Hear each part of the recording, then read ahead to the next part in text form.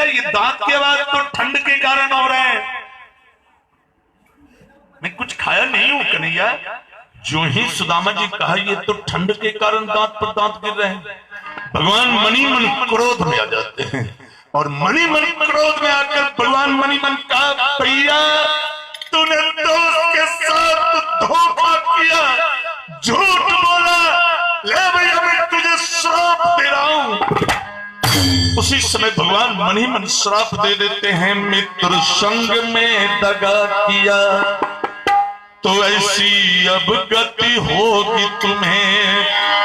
अरे ताने ताने को द्वार फिरे तो भी पूरी नहीं होगी तुम्हें। ताने ताने को द्वार फिरे तो भी पूरी नहीं होगी तुम्हें। ताने ताने को द्वार फिरे तो भी पूरी नहीं होगी तुम्हें। ताने ताने को द्वार फिरे तो भी पूरी नहीं होगी तुम्हें। भगवान मणि मन श्राप दे देते, ले भैया मैं तुझे श्राप दे रहा हूं, एक दाना तुझको भीख तक न मिलेगा। जो ही श्राप दिया, दरिद्रा एक तरफ जाकर ठाका मारकर हंस देती है, हाँ अब की दफे विजय पाई हूं। भगवान चौंक जाते हैं, कौन? दरिद्रा तुम? इसका मतलब ये सारा नाटक तुम्हारा था और तुम्हारे फेरे में मैं अपने दोस्त को बर्बाद कर दिया। भगवान फिर एक बार इशारा किया, चांदनी रात हो चली, दोनों भाई पाठशाला चले आए। दोनों भाई आकर भगवान वहां बैठ के रोते हैं, सुदामा जी वहां बैठ के रोते हैं। दोनों भाई रो रहे हैं, मैंने भैया को अनजाने में बर्बाद कर दिया। सुदामा जी रोते हैं, जो कन्हैया क्या सोचा होगा। भर रात दोनों भाई रोते रह गए। सुबह जब हुआ, दोनों भाई अपने अपने नित्य क्रिया कर्म से निवृत्त होकर शांतिपन गुरु के सामने जाकर खड़े हो गए। गुरुदेव मैं जा रहा हूं गुरुदेव। शांतिपन गुरु कहते हैं, जाओ बेटा, दोनों भाई सदा आनंद रहना। गुरुदेव के चरण स्पर्श किया दोनों भाई, और दोनों भाई अपने अपने घर का रास्ता पकड़ लेते हैं। भगवान द्वारका का रास्ता पकड़ लिया, सुदामा जी द्रविड़ देश का रास्ता पकड़ लिया। दोनों भाई कुछ दूर जाते हैं, फिर दोनों भाई लौटकर छाती से छाती लगकर, कन्हैया माफ कर देना भैया, माफ कर देना, मेरी दोस्ती मेरा प्यार, मेरी दोस्ती मेरा प्यार, कोई जब राह पाए मेरे संग आए, कि पग पग दीप जलाए, मेरी दोस्ती मेरा प्यार, मेरी दोस्ती मेरा प्यार, कोई जब राह न पाए मेरे संग आए, कि पग पग दीप जलाए, मेरी दोस्ती मेरा प्यार, मेरी दोस्ती मेरा प्यार। दोनों भाई अपने अपने घर पहुंच गए। भगवान भी द्वारका चले जाते हैं और सुदामा जी भी द्रविड़ देश पहुंच गए। अब देखा जाए, हम लोग अब सुदामा जी की तरफ चले। सुदामा जी पाठशाला से लौटने के बाद राजकुमार से राजा बन गए, यानी राज तिलक मिल गया। सुदामा जी की शादी हुई सुशीला नाम की लड़की से। शादी के बाद सुदामा जी के छोटे छोटे 4 बच्चे भी, छोटे छोटे बच्चे, और राशि ठाठ में जीवन व्यतीत कर रहे हैं सुदामा जी। राजा ही है तो फिर कभी किस बात की रिद्धि सिद्धि उनके दरबार में। राशि ठाठ में जीवन व्यतीत करते करते करते कुछ वर्षों के बाद भगवान का श्राप सुदामा जी में सटना शुरू हो गया। आज एक खजांची आकर कहता है, महाराज क्या बात है? खजांची का महाराज अपना खजाना खाली हो गया, एक छदाम भी खजाना में नहीं बचे। सुदामा जी कह रहे मेरा खजाना खाली हो गया। मंत्री जी महाराज कब देख तो खजांची क्या कह रहा है, अपना खजाना खाली हो गया। एक काम का मंत्री, अपने राज्य के बाहर के जितने जमीन जायदाद थे सबको बेच दे, राज्य के बाहर के जितने जमीन जायदाद थे सब बेच लिया सुदामा जी। उससे भी कुछ वर्षों तक राशि ठाट चला। कुछ वर्षों के बाद आज फिर वो खजांची आकर कहता है महाराज अपना खजाना दोबारा खाली हो चुका है। दोबारा खजाना खाली हो चुका है। सुदामा जी पस्त हो जाते हैं। कहिए कुछ नहीं, मैं दोस्त के साथ झूठ बोला उसी की सजा है। इतनी शक्ति हमें दे दाता, मन का विश्वास कमजोर होना। इतनी शक्ति हमें दे दाता, मन का विश्वास कमजोर होना। हम चले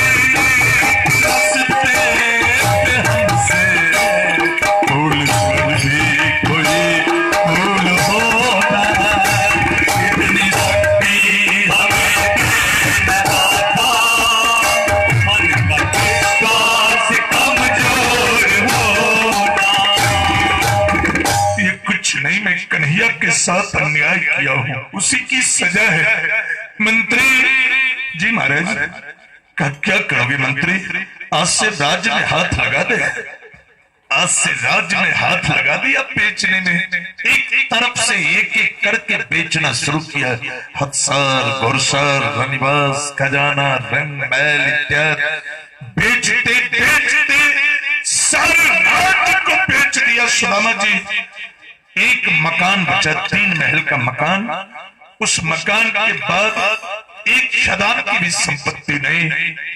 अब तो ऐसा हो गया 4-4 शाम में एक शाम भोजन मिलने लगा।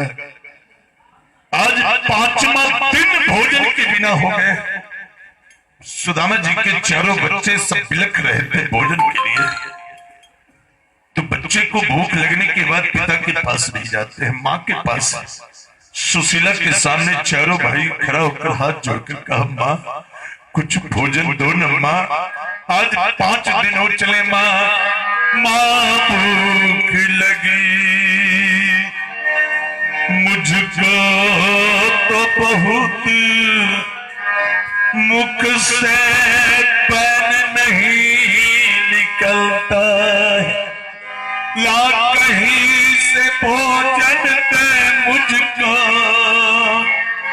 चकचौंधी आंख में आता है। माँ कुछ भोजन दो न माँ। भोजन नहीं दोगी माँ? कम से कम 1-2 घूंट पानी ही पिला दे माँ। अब मुझसे भूखा रहा नहीं जाता है माँ, मुझसे भूखा रहा नहीं जाता है। सुदामा जी अपने बेटे के तोतली आवाज सुनकर यहीं से सोच रहे हैं, कह रहे हैं कन्हैया देख रहे हो ना, तुम्हारे पथ पर चलने वाला का बेटा एक रोटी के लिए तड़प रहा है, होगा नहीं। कन्हैया मैंने तुम्हारे साथ गलती की है, मुझे सजा दे। ये मासूम बच्चा क्या बिगाड़ा है कन्हैया, जो एक रोटी के लिए तड़प रहा है, होता नहीं है। ओ मुरली बाले, ओ बंसी बाले,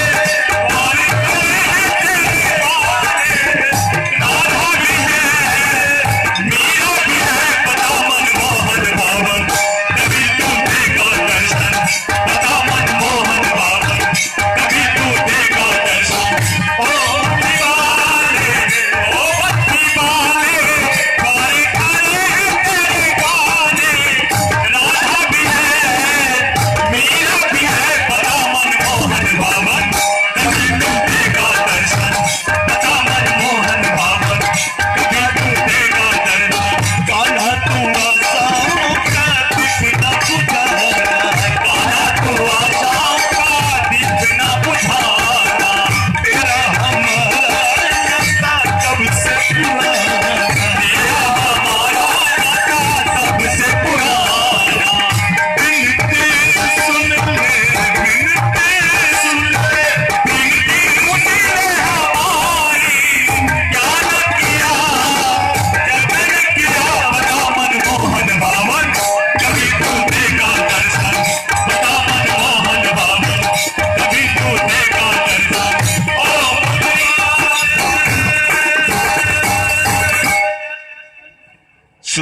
इशारा किया, सुशीला इधर आओ। सुशीला सामने आ जाती है। क्या है स्वामी? कहा सुशीला, मेरे चारों बेटे भूखे प्यासे मर ही गए, तो फिर इस मकान को लेकर क्या करूंगा? आज इस मकान को भी बेच दे सुशीला, बेच दे। आज सुदामा जी की आखिरी संपत्ति बिक गया है। बिकने के बाद कुछ वर्षों तक भोजन चला, फिर भोजन के बिना तड़पना शुरू किया है।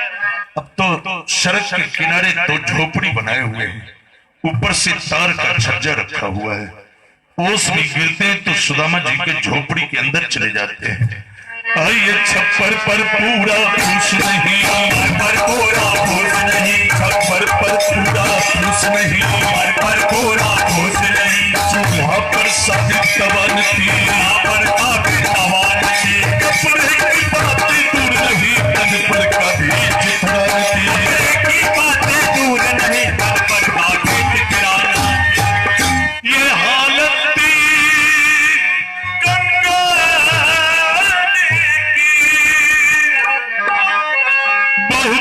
पास रह जाती है, और फिर भी मन को पिलक पिलक हर चीज से लगाती है। फिर भी मन को पिलक हर चीज से लगाती है। फिर भी मन को पिलक पिलक हर चीज से लगाती है। फिर भी मन को पिलक हर चीज से लगाती है। आइए, एक झोपड़ी में सुदामा जी रहते हैं, एक झोपड़ी में सुशीला चारों बेटे के साथ रहती है। अब देखा जाए, आज 8वां दिन अन्न और के बिना हो चले हैं। 8वां दिन अन्न के बिना। आज चारों बेटे अपनी माँ सुशीला के सामने खड़े होकर हाथ जोड़कर कहा, माँ भोजन नहीं दोगी ना? अगर ये काम कर दो ना माँ, तो हम चारों भाई सुख चैन में आ जाएंगे। सुशीला सोचती है, जो कौन ऐसा काम करने से मेरा बेटा सुख चैन में आ जाएगा? बोल बेटा क्या करो?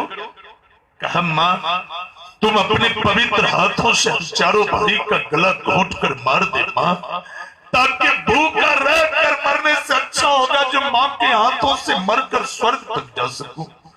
माँ मुझे मार डाल, माँ मुझे भूखा रहा नहीं जाता है।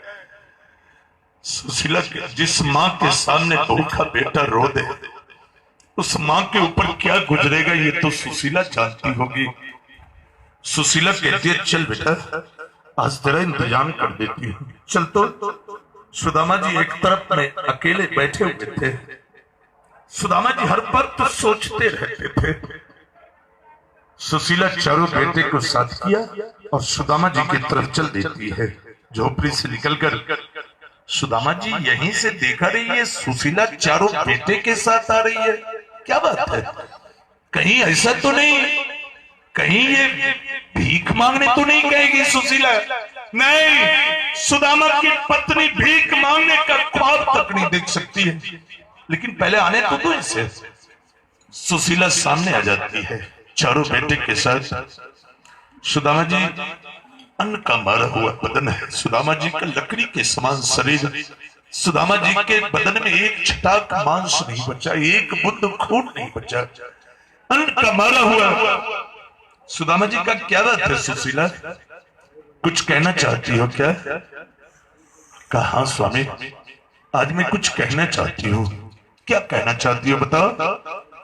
कहा, स्वामी आप तो रोज कहा करते थे ना, हे मित्र आपके किस बात का है शौक, पाओगे वहां जाके जहां पाते जाते लोग।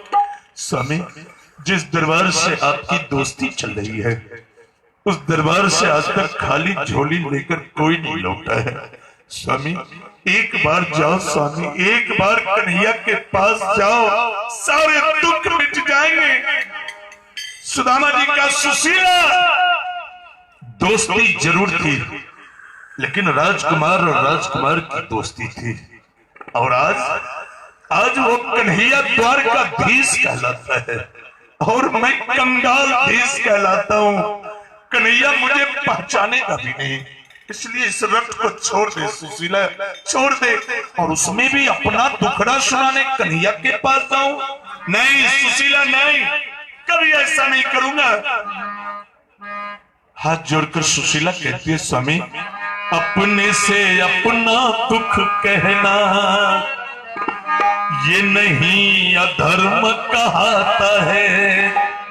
गर मांगे अगर जनार्दन से तो नहीं अकर्म कहता है। गर मांगे अगर जनार्दन से तो नहीं अकर्म कहता है। गर मांगे अगर जनार्दन से तो नहीं अकर्म कहता है।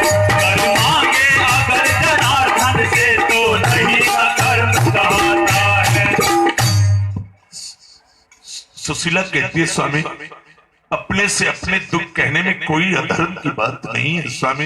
एक बार जाओ स्वामी, एक बार जाओ, कन्हैया के पास सारे दुख मिट जाएंगे। सुदामा जी कह रहे, सुशीला तुम मानती क्यों नहीं हो? अरे बोले सुदामा जी, परिलज्जा की बात है। अरे मैं कैसे जाऊं मित्र घर, मेरा खाली हाथ है। सुशीला, कन्हैया मेरा छोटा भाई है और अपने छोटे भाई से मिलने जाऊं और खाली हाथ जाऊं? नहीं सुशीला नहीं। अरे सुशीला, नहीं जाने का एक कारण नहीं है, अनेक कारण है नहीं जाने का। कपड़े फटे पुराने लगे हैं ये इस कदर, ऐसी दशा में कह दो कैसे जाऊं मित्र घर। अब बताओ सुशीला, ये फटा चिथड़ा पहनकर द्वारकाधीश से मिलने जाऊं? नहीं सुशीला, इस रथ को छोड़ दे। सुशीला कहती है स्वामी, अगर मेरे पास फटा चिथड़ा वस्त्र है तो इसमें मेरा क्या दोष है? ये तो कन्हैया जाने। हाँ स्वामी, आपने कहा जो कैसे जाऊं खाली हाथ। एक काम करो स्वामी, आज मुझे कन्हैया के लिए कुछ भीख ही मांगने का आज्ञा दे दो। सुदामा जी का सुशीला कहती है स्वामी, मैं आपके लिए नहीं, अपने भूखे बच्चे के लिए नहीं, अपने लिए नहीं स्वामी, मैं अपने कन्हैया जैसे देवर के लिए भीख मांगना चाहती हूँ। एक बार आज्ञा दे दो स्वामी, एक बार आज्ञा दे दो। सुदामा जी का ठीक कहा सुशीला, जब तुम कन्हैया के लिए भीख मांगना चाह रही हो, जाओ मांग ले। सुशीला चारों बेटे के साथ झोपड़ी की तरफ चल देती है। तो सुदामा जी कहा, कन्हैया देख, तुम्हारे पथ पर चलने वाला की पत्नी तुम्हारे लिए आज भीख मांगने जा रही है। नजर उठाकर देख ले कन्हैया, देख ले। और सुशीला चारों बेटे के साथ झोपड़ी के अंदर गई और कहती है, बेटा तुम चारों भाई यहीं बैठना, मैं तुरंत आ रही हूं बेटा, यहां से कहीं जाना मत। चारों भाई को झोपड़ी के अंदर बिठाकर सुशीला जो ही पांव बाहर करना चाह रही थी, झोपड़ी से पांव उठाकर बाहर रखना चाह रही थी, उस समय द्वारका में मां रुक्मिणी 56 प्रकार के व्यंजन परोस कर पंखा झेल रही थी। स्वामी भोजन कर लिया जाए स्वामी। दे रुक्मिणी दे, मैं भोजन कर लेता हूँ। भोजन के सामने भगवान बैठ गए। पहला बार भोजन उठाकर यहां तक प्रभु लाए, तब तक उधर सुशीला पांव बाहर कर देती है। भगवान भोजन छोड़ कर अंतर्यामी भगवान यहीं से देख लिया, भोजन छोड़ कर चिल्ला गए, भाभी रुको, भाभी रुक जाओ। दरबारी कंजारी रानी पटरानी सब अचेत हो जाते हैं। भाभी कैसी भाभी, कौन सी भाभी? मां रुक्मिणी कहती है, स्वामी कौन सी भाभी के बारे में कह रहे हो? कहा ज्यादा तंग मत कर रुक्मिणी, और भोजन भी यहां से ले जाओ। तब तक नहीं भोजन करूंगा रुक्मिणी जब तक मैं अपने भाभी का भेजा हुआ प्रसाद मुख में न ले लूं। तब तक ना तो एक दाना मुख में लूंगा, ना तो एक बूंद पानी मुख में लूंगा। चल हटाओ यहां से। भाभी भाभी भगवान कर रहे हैं। और इधर सुशीला झोपड़ी से निकलकर 10-20 कदम आगे बढ़ती है। पास पड़ोस की घरवाली औरत दरवाजे पर खड़ी थी। देखती रे सुशीला बहन, और जीवन में पहली बार घर से निकलते देख रही हूँ। वो घरवाली औरत आवाज दे देती है, वो बहन सुशीला, अरे बहन इधर आओ इधर आओ। बुला लिया, कहा बहन कहाँ जा रही हो तुम? जीवन में आज पहली बार घर से निकलते देख रही हो, कहाँ जा रही हो बहन बताओ? कहा बहन मैं अपने देवर के लिए भीख मांगने जा रही हूँ। अरे सुशीला बहन,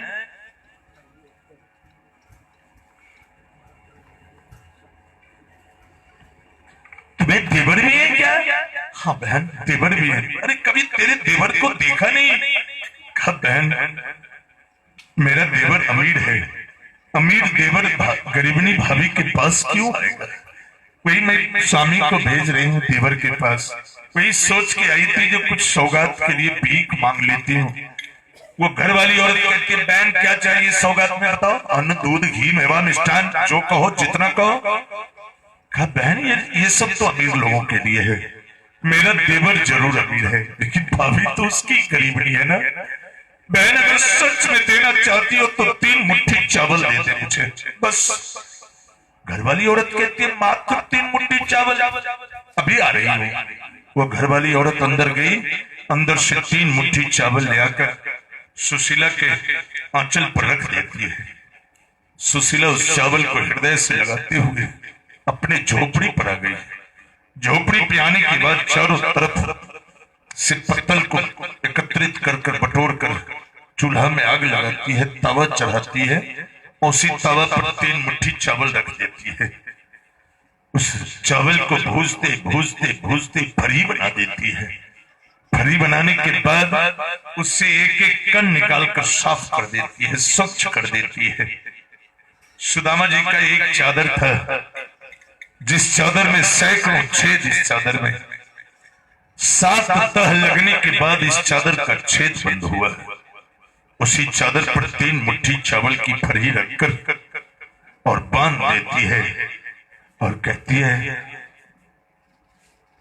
कन्हैया ये गरीबनी भाभी के सौगात है कन्हैया, ठुकराना मत, स्वीकार कर लेना कन्हैया। विनती करूं मैं तुझसे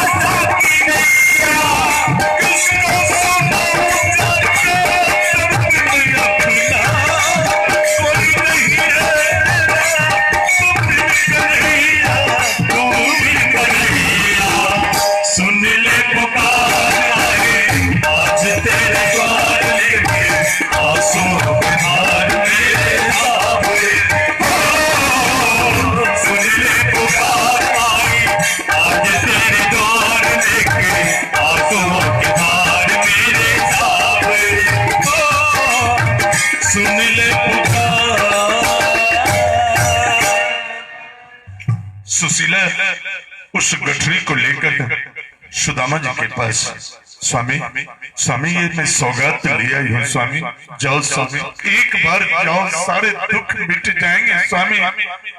सुदामा जी का इस गठरी में क्या है सुशीला? कहा स्वामी इसमें चावल के फरी है। चावल का फरी का नाम सुनते ही सुदामा जी बिलख जाते हैं। कहा ले कन्हैया आज तेरा दोस्त तुमसे मिलने आता तो कुछ लेकर आता, लेकिन देख ये चावल की फरी है कन्हैया, वो भी अपना नहीं है, तुम्हारी भाभी कहीं से भीख मांग कर लाई है। सुशीला मैं तो चाहूंगा भी इस रट को छोड़ दे सुशीला। सुशीला कहती है हाथ जोड़कर स्वामी अब ज्यादा बहाना मत बनाओ स्वामी, जाओ स्वामी जाओ, एक बार जाओ सारे दुख मिट जाएंगे। सुदामा जी का ठीक है सुशीला जैसी तुम्हारी इच्छा हो। नारी सुदामा जी लाचार हो गए, कान्हा के घर जाने को तैयार हो गए, घर जाने को तैयार हो गए। नारी के हक सुदामा जी लाचार हो गए,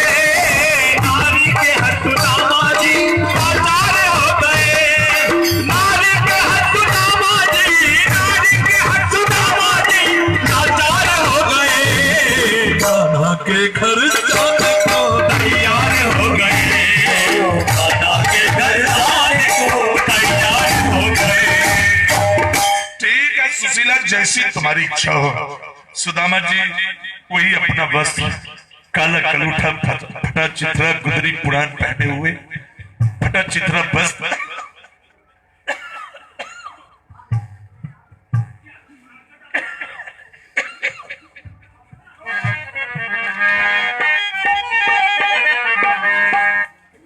का। ठीक है सुशीला,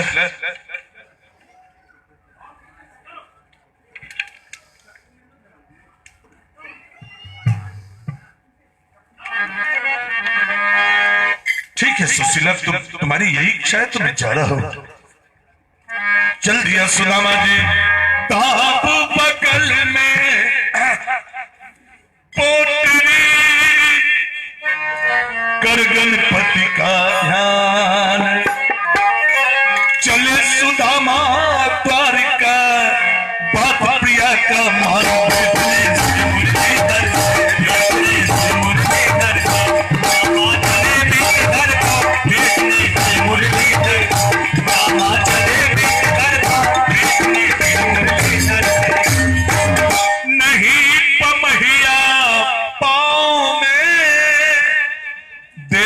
वस्त्र से ही न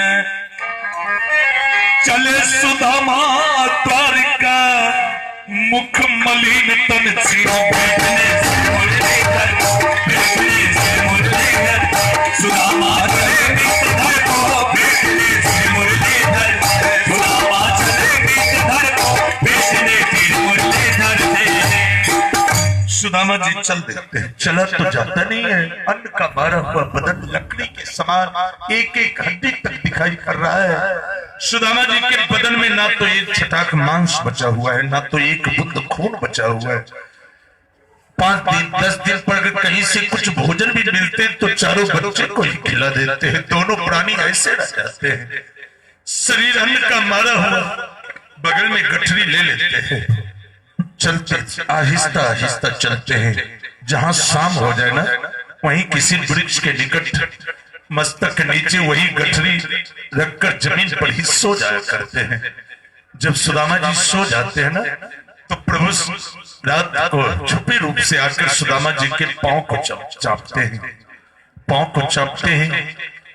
सुदामा जी को एहसास होता है कहीं मेरा कन्हैया तो नहीं आ चुका है, कारण पाठशाला में इसी तरह पांव चापा करता था कन्हैया। जरूर कन्हैया आया है। जब सुदामा जी आंख खोलते हैं तो कहीं कुछ दिखाई नहीं पड़ता। सुदामा जी कहते कन्हैया इतना क्यों तड़पाते हो कन्हैया, सजा जितना देने की इच्छा दे दे कन्हैया, लेकिन एक बार दर्शन दे दे कन्हैया। देख मुझे सब है पता, सुनता है तू मन की सदा। देख मुझे सब है पता, सुनता है तू मन की सदा।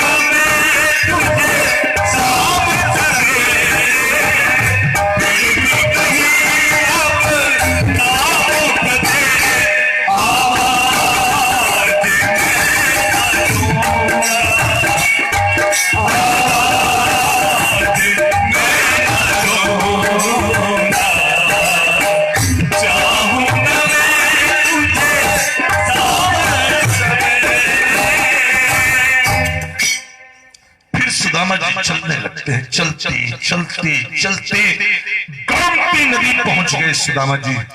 गोमती नदी, नदी के इस पार सुदामा जी और नदी के उस पार द्वारका के हर चीज दिखाई पड़ रहे हैं। हसार बसार रंगबाज खजाना रंग